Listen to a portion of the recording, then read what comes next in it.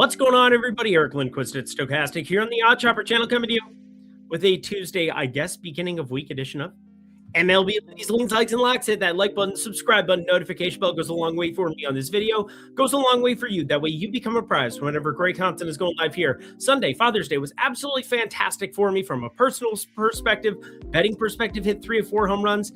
And then all the data was down across the board at every site that I use on a day in, day out basis. Projection sources all over the place having awful issues. I don't think it's ironic that was on Father's Day, but that's just me. Anyway, wasn't able to get a video out last night because everything was down for me across the board. Was able to get up and do the MLB research show. Thank you for the over 2,000 people that tuned into that.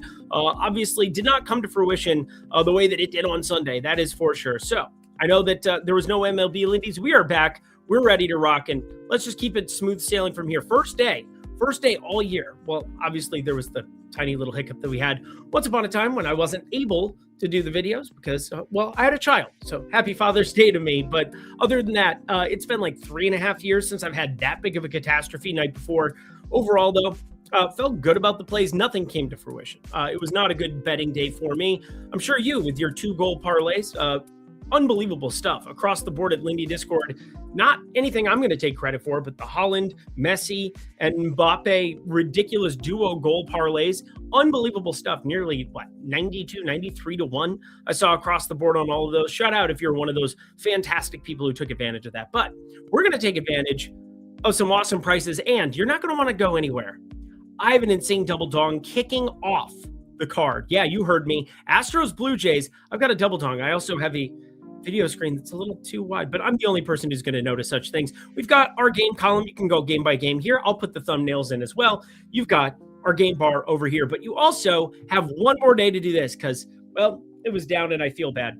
Stowers 50% off a month of the Lindy and Friends Discord. I swear to God, I'm turning this off at midnight Eastern, 9 p.m. Pacific tomorrow night. Wanted to give people one more chance to be able to sign up if they wanted to. We have so many new faces in there, so many awesome people that have been kicking it, sharing their ideas, and also putting their money where their mouth is. I'm a big fan of that. Obviously, I did that on Monday and lost Monday, so I'm going to not do that anymore. Well, Sunday. We're going to go back to Sunday goodness. Sunday was fun. Let's do Sunday. Oh, yeah, and this. Promo code BabyLindy50. If you guys want to check out the Odd Shopper tools that I use every single night, every single day, around the clock, 50% off your first week or month, 7-day free trial included as well. Let's get to the plays because it starts off with a banger. And I mean a banger. Astros, Blue Jays, Peter Lambert, not really the guy that I want to write home about. He's been pitching efficiently. I think there's some lefties that are actually interesting on the Toronto side, and I'm going to revisit some of the opening numbers there because Jesus Sanchez, Varsha. We've had some weird Toronto lineups. Obviously, Vlad had been in a slump. Vlad hopefully gets going there for the Blue Jays because baseball is better when Vlad's playing well. He's a confident, cocky guy who just traditionally is fun to watch because it's like your plumber going out there and hitting bombs. I guess your plumber doesn't have a 300-pound butt, but, for the most part, whatever. We're going to move along because this is the important part to bring up for you. The Blue Jays are starting Shane Bieber, and I did not want to tip my hand on the MLB research show. It was supposed to be Shane Bieber. They ended up pushing his start one more day to Tuesday. You had Dylan Cease get the ball on Monday, which, Dylan Cease didn't have his best stuff, but still found a way for a very serviceable outing. Shane Bieber got brutalized in AAA. And I do mean brutalized. North of a 6.5 ERA, he also had single ball incorporated into that sample size. Went from single A, was pitching in Buffalo, AAA, and now we have Shane Bieber back at the big league level. And Shane Bieber has a lot of name recognition. Obviously, there have been some good moments in playoffs, bad moments in playoffs. But here's the thing to write home about. Shane Bieber gives up crazy righty power. Now, Yordan Alvarez, I think, is immune. I don't really care that Shane Bieber's been limiting lefties to some extent. He had a 164 expected ISO last season, 25-degree launch angle on a 40% usage on his fastball, just short of 40% for what it's worth. But he had a 297 actual ISO and 245 actual expected ISO. I guess that's the expected part of it against righties. You go back to 2024, 223 expected ISO against righties. He also throws a knuckle curve that is far, far, far more effective and almost utilized entirely against lefty bats. 36 pitches against righties the entire season, whereas 84 pitches of his 329, he's obviously battled injuries. He's obviously been struggling throughout the last couple of years relative to our expectations of Shane Bieber, but he is about to get completely bludgeoned here against the Houston Astros. I am not going to be locking anything here. No. I might be adding a home run or two, but I think this is best played through player props purely because there's one massive outlier in my opinion. Jeremy Pena got dinged up. He ended up hurting his hamstring. I'd be surprised if he was in the lineup for tomorrow. We got opening numbers, and there are two candidates for leading off. One is Cam Smith.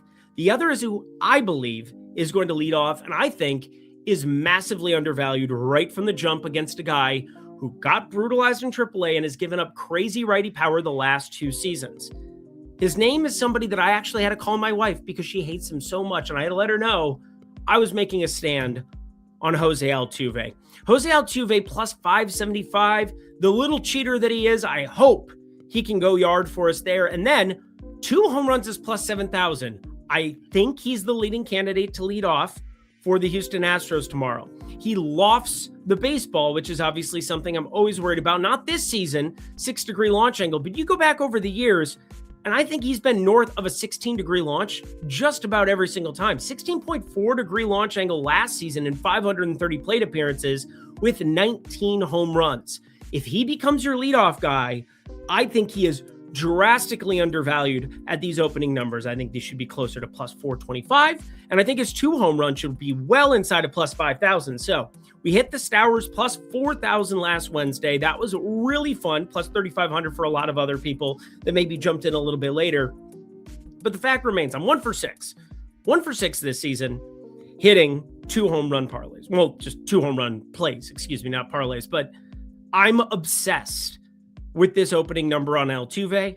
I think it could look very different come first pitch tomorrow. I am shocked we're getting him above plus 500 with Jeremy Pena having got dinged up on Monday. Whew, hard to back that one up because that is some hot fire, and I feel really strangely good about it, and I'm biased against Altuve for what it's worth, but you know what? Biases don't make you money. I'm not biased for Luinder Avila. This is a guy who had some ground ball stuff. He doesn't really have the best stuff in general in Tampa Bay. They're a contact team that gets by a little bit differently. They don't have as much power up and down the lineup. They definitely have it with Caminero. They definitely have it with Aranda and Yandy Diaz. But otherwise, they're a team that really gets by on contact, lowest ISO across the board against righties, but it doesn't matter because they do other things very, very well, like steal bases, make sure that they turn singles into doubles, make sure that they are not getting outs on the base paths. Oh, shout out Chandler Simpson for just running like a psycho. But overall, oops, wrong thing. Jack Caglianon, I know it's left on left, but he has been batting third, even against lefties. And then you go through the fact that Shane McClanahan rarely pitches above the 5th inning. I think he's going to have a kitty glove situation on him in this spot because they were trying to keep him healthy coming off of last season. Similar to what they did a year ago on somebody I'm actually mad with here at the moment. Yeah, you know who I'm talking about. If you saw the MLB research show. Drew Rasmussen, come on, man. Anyway, not a play here at the moment. Yankees, Tigers, Carlos Rodon, Casey Mize. I almost played this. Rodon, I don't think is nearly as good at this stage of his career. Nobody's going to really argue with me there, but 3.50 ERA. We know we're going to get a lot of lefties, but he has given up crazy lefty power. I'm curious to see what this Tigers lineup looks like because you rarely see Kerry Carpenter in there against a lefty, but I'd kind of like to see him just because of some of these power metrics on the Carlos Rodon side. And I don't trust them to do that considering they're one of the most platoon heavy teams in all of baseball. Very abbreviated bats for some of these guys throughout the lineup. And Carlos Rodon has done better against lefty power over the course of other seasons, but 265 ISO this year? I think there's some regression on that considering his expected numbers closer to 185, but the fact remains the lefty power is there. I'll lean Detroit money line still. Almost played it, but I've got some money line action coming up in 2 games? 2 games we got. And you're not going to believe that one. TBD on the Rangers side, they have given us absolutely no clues. They had a starter, Tyler Alexander. We nailed Otto Lopez. Again, even in the midst of some difficult home run luck today, I'd say just bad home run luck. Well, Rafael was just a ridiculous price, I thought, against Feltner. But the fact remains, Sandy Alcantara, this is a guy you can run against. Texas Rangers stolen base props. Now, Joe Mack has been incredible behind the dish. Absolutely incredible. If he continues to hit the way that he has, he's not going anywhere anytime soon. But I still think Sandy's the most targetable of these Marlins starters. There's a part of me that still wants to do it. And obviously there's no interest on the Miami side at the moment because they don't want to tell us anything. I think if there's a chance of an opener and some AAA guys coming in, it's like 3 or 4, but nobody's gotten called up here yet night before. So I'm not even going to guess at it right now. Guarantee you though, something will come out of this game the same way that Otto Lopez 1.5 total bases did. Just wish I'd played that heavier considering I was convinced every projected lineup we looked at, he was batting 5th, 3rd, 5th, 5th, 5th. He batted 2nd today. That's the kind of stuff that I'm here for. That's the kind of stuff that they pay me the semi-bucks for. Go me. And then also, I typically make a lot of money betting, but not on Monday. George Kirby, Mitch Keller. I can't believe I'm doing this. And actually, it should be flip-flopped. I don't know why the Pirates are on the left and the Mariners are on the right. Just use your imagination. Mariners, George Kirby, Mitch Keller on the right. These are the things that happen when your data sheet doesn't get updated night before because, well, there is nothing to update with everything down. But George Keller, I just combined the names. That's annoying. George Kirby, not typically my favorite starting pitcher, but that's because he's always overvalued relative to the market. Minus 195, minus 210.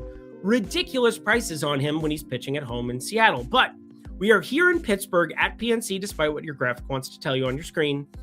And you can get Seattle money line at minus 120. He's so much better than Mitch Keller. It's not even funny. He limits lefty power. And I get it. The Pirates have been awesome against righties the entire season, but I don't care when you're talking about the Mariners at minus 120. So, I get that they've had injuries. I get that this lineup with Luke Raley and the back spasms, you've had, Randy Rosarena out here as well. Julio Rodriguez got dinged up, but is back in that lineup. And the back half of it looks like poverty. But Dominic Canzone is that dude.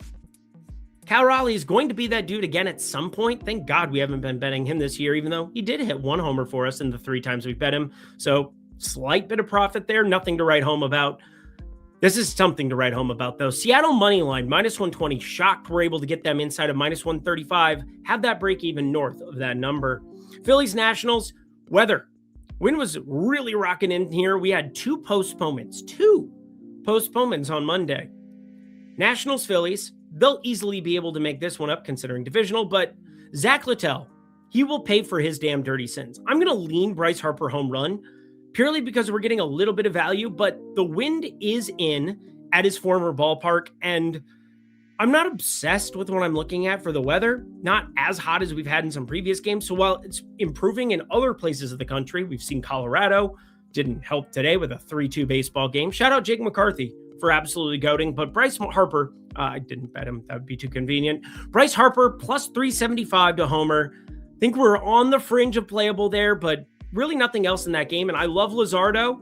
Very difficult spot against the Nationals, who, get this, have the best, yeah, you heard me, the best WRC plus in baseball against left-handed pitching. If they had any starting pitching whatsoever, this Cade Cavalli's okay, but if they had any real starting pitching whatsoever, life would be so fun as a Nationals fan, but all 4 of you have to cry tonight. Braden Sproatgoat taking on Nick Lodolo, and the Sproatgoat, he'll be giving the head of the baseball a little bit of hitting. Don't know where I was going with that. Over 9.5. Just going to be a lean for me. Lodolo gives up that righty power we like. Sproatgoat giving it up to both sides, especially to the right side here of late. Looked at Spencer Steer home run. I get worried Francona buries into like a 6-hole situation. Plus, he's got great stuff Spencer Steer does in terms of bat speed, in terms of expected ISO, but sitting around the minus 1 or like 0.170 expected ISO. Probably a pass for the time being. I'm losing my voice for absolutely no reason. Cubs, Mets, Edward Cabrera, formerly of the Marlins, formerly a stolen base guy that we got to target people against.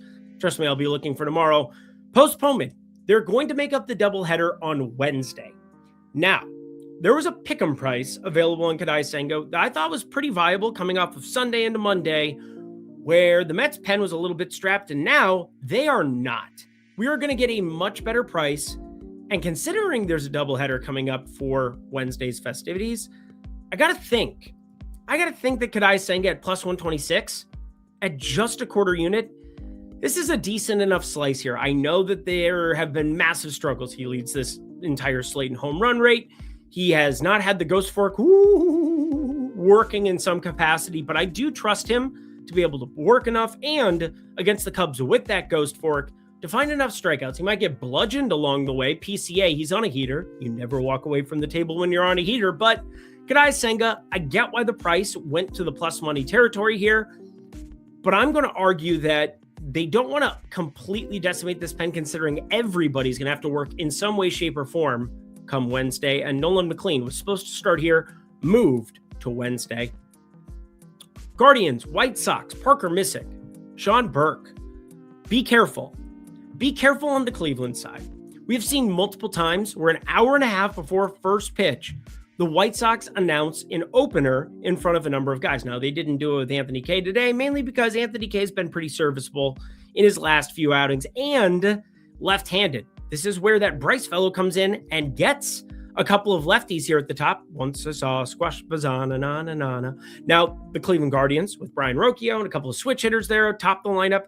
Not with J-Ram right now. That's a bummer. But Sean Burke might not actually end up being your starter here, even though he is the listed starter on MLB.com, on ESPN, on any data source under planet Earth. Just know Guardians props might not be all they appear to be if you cite the splits against Sean Burke, because he might only face these guys 2 times at the top of the lineup as opposed to the supposed 3 times that prices will have baked in. But Miguel Vargas is a play for me here. I know it says lean on your page. I know that he was a lean there. I ended up betting it probably 20 minutes before I started recording, 25 minutes before I started recording. He was he wasn't the last play that I made, but he is definitely somebody that I thought about for a long, long time, had to get some action down. I think if anybody's going to loft a changeup on the Parker Missick side, and that's his primary pitch up against righties, well, I think he is very much going to run into a square peg, square hole kind of situation with Miguel Vargas, who has one of the best launch angles of anybody in baseball. Love the stuff. Treated me pretty well this season and just looks damn good. Even though Missick doesn't give up a ton of hard contact, I think this is very, very serviceable. Dodgers Twins. So don't be confused. Haven't played Harper, have played Miguel Vargas. There you go. Justin Robleski, Kendry Rojas. I ended up making the first play of the game, or the first play of Tuesday, this game. Now the prices have changed, but what's on your screen is what we got in the premium Discord. Dodgers, Twins. Twins were supposed to start Joe Ryan. Joe Ryan was supposedly going to start. There were rumblings, and it ended up showing up on the Twins Twitter first. This is why it's good to get alerts from X. Shout out Elon. He's a trillionaire. Don't kill me, Elon, for talking about you, or I don't know. You have enough money to do it, I'm sure, and get away with it. Kendry Rojas, he's a lefty who definitely can spin it a little bit. I've kind of been intrigued by him, but man, what a step down from Joe Ryan and the known quantity that he is. So, first play ended up being the Dodgers on the run line, plus 125. It is now plus 105. So I might be onto something. I might know what I'm doing to some extent, but I think it's still playable. Anything with a plus sign in front of it, I have them over 50% winning this game by 2+ runs because they're the Dodgers, and Justin Robleski really limits righty power. Very nice for lefties, and obviously we don't have any on the Twins anyway. Probably going to have like 2 in the lineup. Cody Clemens probably sneaks in there. Is that the only one? Brooks Lee switch hitter. Tristan Gray. I mean, I could look at my sheet right now. I obviously did the projected lineup, but Dodgers, run line, click. Let's move along. Diamondbacks, Cardinals. Hit that like button. Not because you like Eduardo Rodriguez. I don't know if anybody does. 2.45 ERA. What a mirage it is considering over his last 30 days. Expected ISO giving up crazy power to righties. And there are definitely righties in Ivan Herrera, Jordan Walker, even this Blaze Jordan fellow who hasn't been as hot as he was right out the get-go. And AAA numbers, Zips and Steamer are definitely onto that one where Blaze Alexander, he got hurt today. That was not helpful. Got it refunded. Not that I asked for it, but shout out Fanatics. But I look at Eduardo Rodriguez and Kyle Lehigh. Both of these guys had their bugaboos. Kyle Lehigh gets ground balls, but boy, does he give up lefty power. Corbin Carroll, 1.5 total bases, potentially. But St. Louis money line, that is my favorite of the grouping, mainly because Lehigh, well, you see the exponentially bigger ERA, well, you see a very small amount of hold here, -110, +100 when you go across books. And obviously, I ended up manually adjusting it because there is a -110 there. DraftKings has +100, -120, but I still think it's just too efficient for us to delve into that one anymore. We got Red Sox, Rockies, Sonny Gray, and Sean Sullivan. And Sean Sullivan will pay for his sins. He is a soft-tossing 23-year-old lefty who has one of the slowest fastball velos, rarely hits 90 miles per hour on the gun. Boy, oh boy. Good luck to you against Ceddanne Rafaela, +525, who I ended up playing today against Feltner, +625.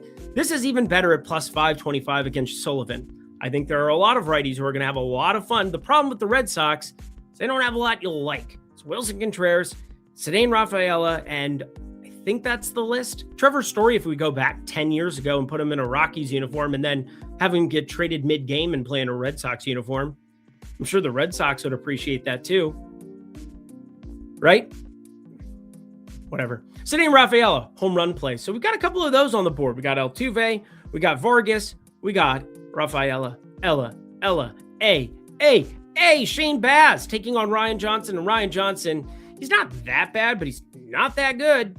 12.83 ERA, I think that indicates the bad. But Shane Baz, he had been reverse splitsy, less reverse splitsy, but even though this ballpark hasn't been as good for lefty power this season, I do look at Wade Meckler as an interesting ad. I mean, I've seen +900, +950. Problem is Nolan Shanuel ends up in the 2-hole, Wade Meckler down to the 5-hole, and Kyle Bradish spun it. Talked about him quite a bit on the DFS side of things. Very important piece on the DFS slate, but over 8.5, -120. That is going to be a small slice for me here because I think the Angels lefties have enough that they can get something done, and the righties, where Shane Baz has been more reverse split season days of yore, typically are better. Obviously, we don't have Mike Trout there, but I do think it's decent enough hitting weather, nothing special. You get the marine layer coming in the evenings, but looks like it'll be north of 75 degrees throughout the duration of this game. So, looks pretty good to me. It's a little bit warmer than you might get those high 60s type nights there in Anaheim, whatever. The ball's flying a little bit more, it would appear as well, across the board over the last 2 weeks.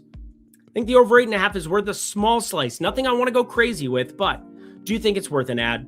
J.R. Ritchie, Griffin Canning. Be careful with this too. I've highlighted multiple spots because teams are starting to get into the NBA way of working. They want to hold their cards close to the vest. German Marquez is slated to be activated. I think Marquez ends up starting, but everybody has Griffin Canning listed. Now, both of them get slaughtered to lefties, and wouldn't you know it, there are definitely some lefties in Matt Olson and Michael Harris. A lot of lefties who can hit balls hard. The problem is I would like to know which of the two it is, because as bad as Griffin Canning is, German Marquez has been even worse this season. 317 ISO, 320 expected ISO, and all of that through the air north of 20-degree launch on his knuckle curve, on his fastball, on his sinker. That is disastrous when you have 29 miles per hour on a sinker that is designated to try to get ground balls. But he's primarily a two-pitch pony. It's knuckle curve fastball. That's pretty much all German Marquez throws. I think he's easier to be able to track. Somebody who I think should have shorter numbers against him. Maybe we slice something off on the Braves side, but I'm paying attention to all lefties wearing a Braves uniform.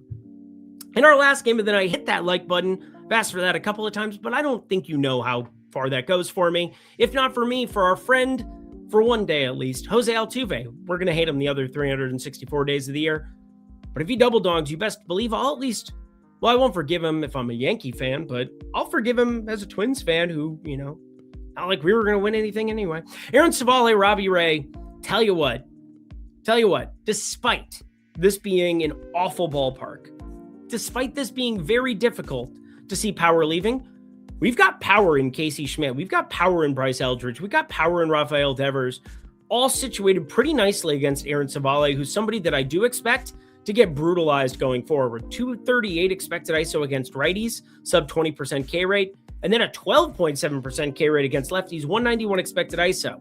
As awful as this ballpark is, lots of hitter props, that are popping on their potential numbers, just waiting on them to drop on books that aren't just Bet365, even though those are probably going to be top of the line Kobe beef type numbers. Alrighty, let's get the heck up out of here, shall we? We got a lot of good stuff on the card today, but if you want to get more stuff on your card, Baby Lindy 50 gets it done.